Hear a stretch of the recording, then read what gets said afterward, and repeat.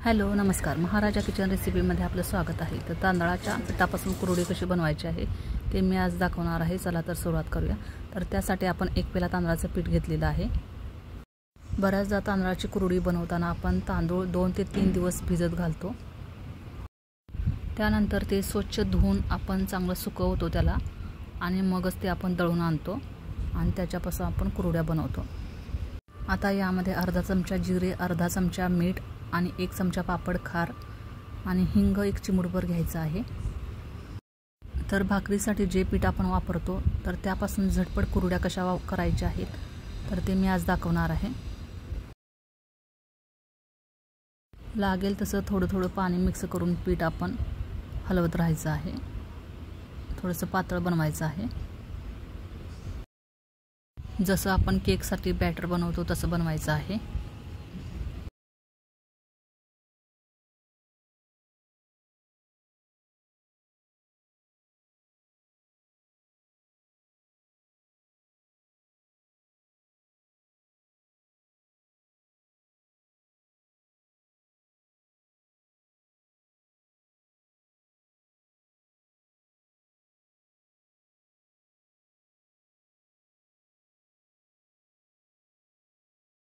हे पहा, आपले पीठ आता तयार झालेलं आहे।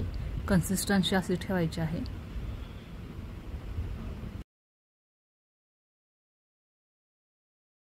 दोन तास फर्मेंट करण्यासाठी ठेवू।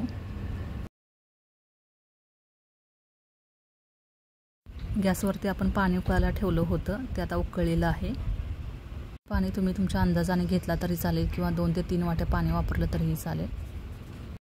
आता पाण्याच्या उकळीमध्ये हे बॅटर ओतायचे आहे आणि हलवत राहायचं आहे, जेणेकरून गुठळी झाली नसली पाहिजे। सतत हलवत राहिल्याने त्यामध्ये गुठळी होत नाही। गॅसची फ्लेम मीडियम ठेवायची आहे।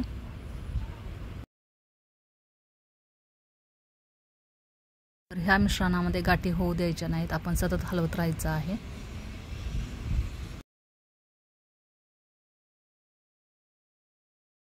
जसं पीठ शिजत जाईल तसं ते घटघट होत जातं।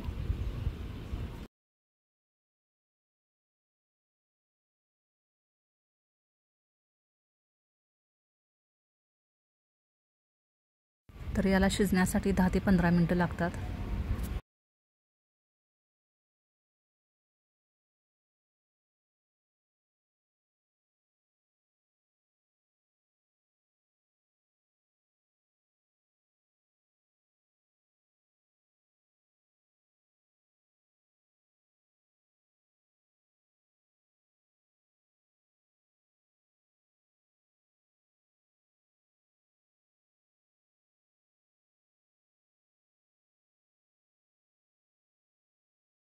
हे पहा, पीठ आता शिजलेलं आहे आणि घट्ट देखील झालेलं आहे।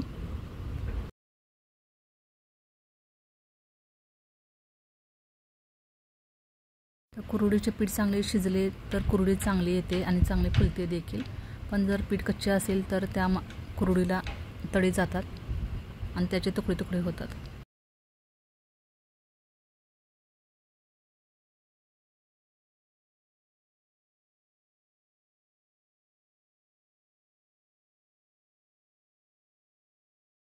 पीठ आता तयार झालेलं आहे। आता आपण कुरड्या घालायला सुरुवात करूया।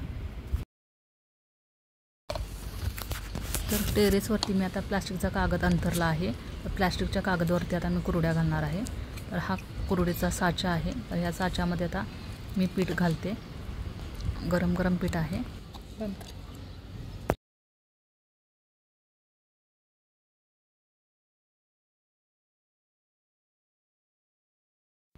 ह्या साच्याने आपण कुरड्या गाळायच्या आहेत।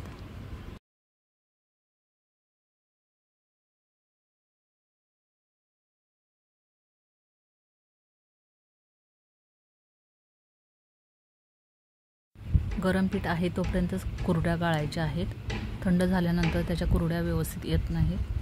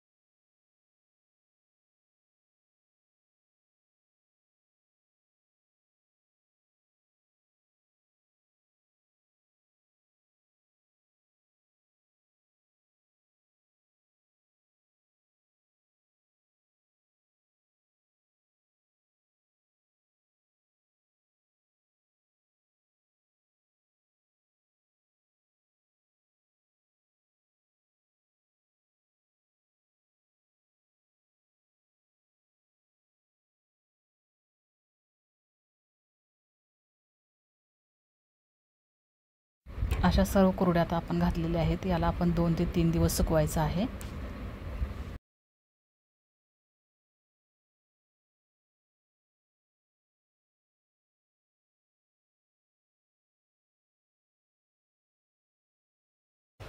हे पहा, याला आपण 3 दिवस उन्हामध्ये सुकवलेलं आहे.